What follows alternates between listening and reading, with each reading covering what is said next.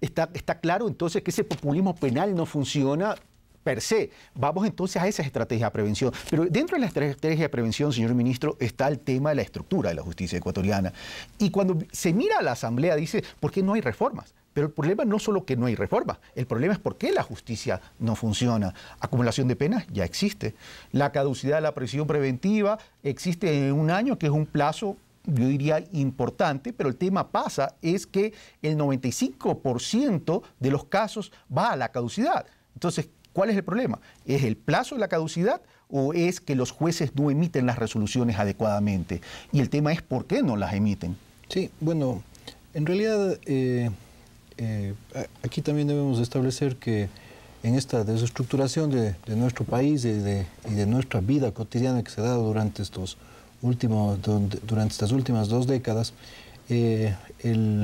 la última rueda del coche justamente fue la justicia. Y dentro de esa última rueda del coche, además, dentro de la propia justicia, como última rueda del coche, la última rueda del coche de la justicia fue el sistema de rehabilitación social, por ejemplo. Entonces, y obviamente ahí el sistema penal. Entonces, dentro de esa lógica, nosotros vemos que el país jamás ha contado, ha sido un problema, creemos que a nivel latinoamericano también, el país jamás ha contado con una política criminal. Es decir, una política que articule la prevención con la respuesta judicial, no solamente en cómo juzgar y sancionar a los autores, cómplices, encubridores de irregularidades o ilícitos, sino también cómo proteger y cómo reparar a las víctimas, ¿no es cierto? La víctima ha sido la gran olvidada del sistema penal y finalmente con una política de rehabilitación y reinserción laboral. Dentro de esa perspectiva, yo me permito nuevamente plantear un tema que va de fondo. ¿Cuál es ese tema?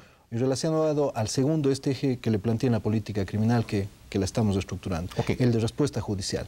¿Qué pasa con los jueces en el país? ¿Sí? Aquí es importante conocer. Solamente para acotarlo, según el relator de Naciones Unidas, uno de cada 100 asesinatos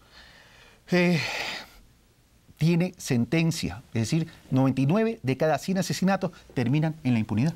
Exactamente. Y mire usted, en la investigación que hicimos de caducidad de prisión preventiva, desde el año 2007 hasta julio del 2010, existen en el país 4.300 casos de caducidad de prisión preventiva. De esos 4.300 casos, 3.900 casos están en manos de los jueces de Guayaquil.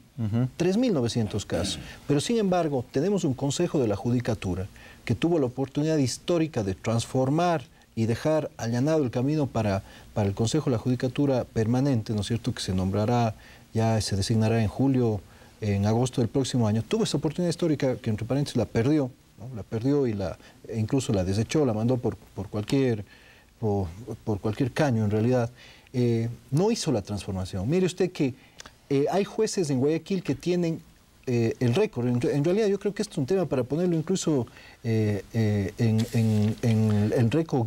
el libro de récord Guinness, alguna cosa, 800 caducidades de prisión preventiva, 800 personas que salieron libres, ¿no es cierto?, sin estar sometidas Vamos concretando, señor ministro, para poder darle la palabra a Fernando Carrión y a Javier Zavala. Si usted ya terminó la idea. No, solamente para concluir este tema que es fundamental. Entonces, dentro de esa perspectiva, nuevamente llegamos a que tenemos un sistema judicial sin rendición de cuentas, un sistema judicial que no ha posibilitado que la ciudadanía ejerza sus derechos y proteja los derechos de la ciudadanía, sino que nos convertamos en esclavos de la justicia. Permítame ir donde Javier Zavala y alterar un poco el orden para cerrar en este bloque con Fernando Carrión, porque usted tocó un tema que es más de abogados y quiero ir donde Javier Zavala. Dice, un sistema judicial que no tiene sistemas de rendición de cuentas. Pero voy a lo siguiente. Hace 1 año y medio el Código Orgánico de la Función Judicial establece que si se procede a la caducidad de la prisión preventiva por causas imputables a fiscales y jueces, estos deben ser destituidos. Punto 1. Y 2, el Consejo Nacional de Judicatura rinde cuentas ante la Asamblea Nacional porque no se ha fiscalizado entonces al Consejo Nacional de la Judicatura. Ahí está el tema de rendición de cuentas. Javier Zavala. Yo veo con mucho temor que el tema de la caducidad de la prisión preventiva sea satanizado. Hagamos un poco de historia.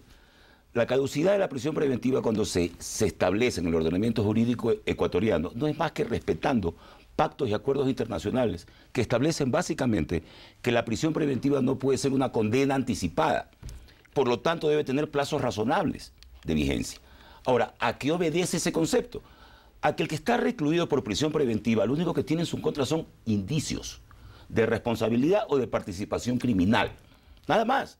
Por lo tanto, no puede ser una condena anticipada. En castellano se sospecha de. Por lo tanto, yo lo que digo para mis adentros, y también lo he dicho públicamente, ¿por qué en vez de criticar al que sale, no se aplaude al eventual inocente que también sale? Porque ha pasado 6 meses recluido, o ha pasado 1 año recluido, como una tragedia personal, porque todo juicio penal es un drama, es una tragedia. Entonces, ¿por qué no se aplaude al eventual inocente? Porque son las mismas probabilidades, que el que salga sea culpable o que el que salga sea inocente. ¿Por qué no se lo aplaude? Punto 1. Punto 2. Se está pidiendo que los plazos de la caducidad preventiva se amplíen. ¿Ok? Pero yo pregunto, si cuando se estableció la caducidad de la prisión preventiva, ¿acaso no se dijo que era ese mecanismo, ese instrumento, un arma, para luchar contra la morosidad de la función judicial? ¿Para que haya más sentencias? O sea, si ampliamos los plazos de la caducidad preventiva, significaría que le estamos dando también más chance a los jueces y funcionarios para que resuelvan los procesos. O sea, no tiene sentido, es lo que yo quiero decir. Ahora, permíteme ir donde Fernando Carrión, pero insisto en el tema de la rendición de cuentas. La Asamblea puede llamar a juicio político, el Consejo de la Judicatura incluso los puede restituir, etcétera, etcétera. No se da el proceso de rendición de cuentas. Y por último, la ley existe. A ver, Carlos, yo creo que aquí hay que ser muy claro y muy enfático. La impresión que yo tengo es que el trípode sobre el cual se sustenta todo el sistema penal ecuatoriano no rinde cuentas. Y me refiero explícitamente a la Policía Nacional. Nosotros no sabemos explícitamente presupuestos, no sabemos explícitamente los problemas internos que tiene la policía.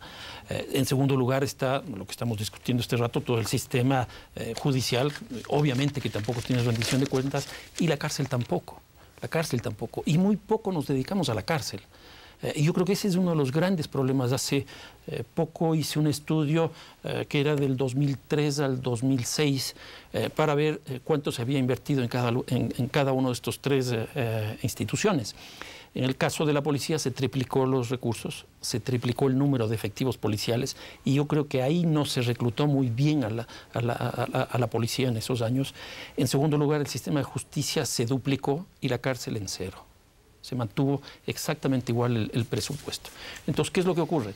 La policía toma preso a un delincuente, ese delincuente es juzgado, llega a la cárcel e inmediatamente 3 días después, 1 semana después sale.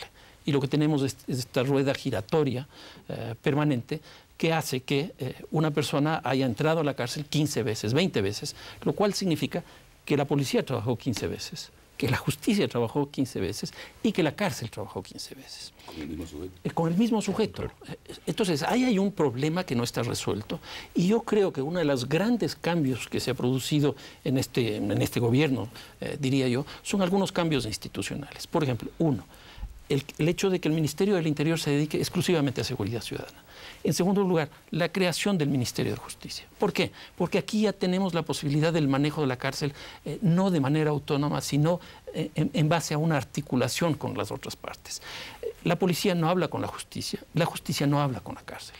Y yo creo que es absolutamente necesario e imprescindible que tengamos una articulación de este sistema. Porque si no, lo que vamos a tener es lo de siempre. Que la policía echa la culpa a los jueces echan la culpa a la policía y los dos, policía y justicia, echan la culpa a la cárcel. Y estamos en un gran juego ping-pong. Y nos quedamos ahí perdidos.